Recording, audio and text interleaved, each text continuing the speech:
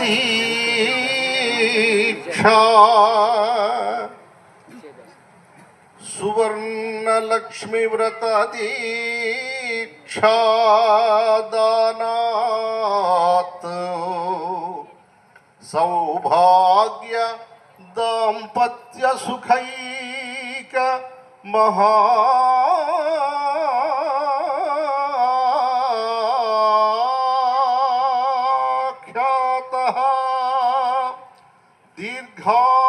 దీర్ఘాయురారోగ్య మహాభాగ్య సర్వభోగత్యనా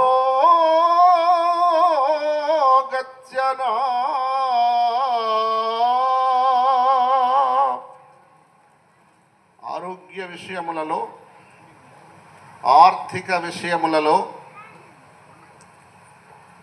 కలియుగంలో దారిద్ర్యము మనిషి తోచివేస్తే పోదు. భగవత్ శక్తి, ఏ రకమైనటువంటి భగవత్ సహాయం ప్రతి మనిషికి దొరకాలి.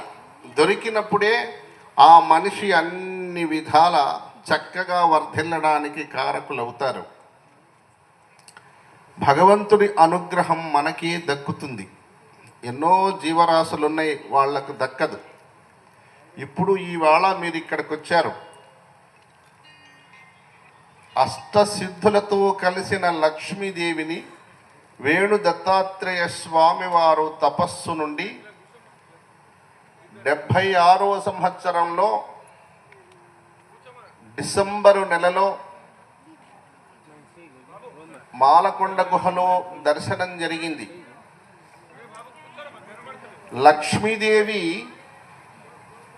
అప్పటికింకా ఆ కొండ ప్రాంతములలో ఉన్నవారు, పల్లెటూళ్ళల్లో ఉన్న రైతులు ఆర్థికంగా ఏ పంటలు వేసినా కలిసి రాక చాలా కష్టాలలో ఉన్న సమయంలో 1976వ సంవత్సరంలో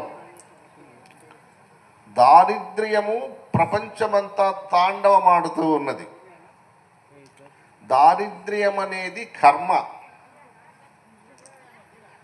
జీవుల మరణాలకి, పుట్టుకలకు అది మొట్టమొదటిగా ప్రతి మనిషికి అడుగు అడుగున, ప్రతి మనిషిలో, ప్రతి చోట, ప్రతి భాగంలో దారిద్ర్యం అనే కర్మ ఎక్కువ ఉంటుంది. అదృష్టం అనేది తక్కువ ఉంటుంది. అదృష్టం అనేది మనస్సు, మనిషి కోరుకునే ఆశయాలు నెరవేరితే అది అదృష్టం. ఎన్నాళ్ళు చూచినా వాయిదాలు వేసుకుంటూ అమ్మాల్సింది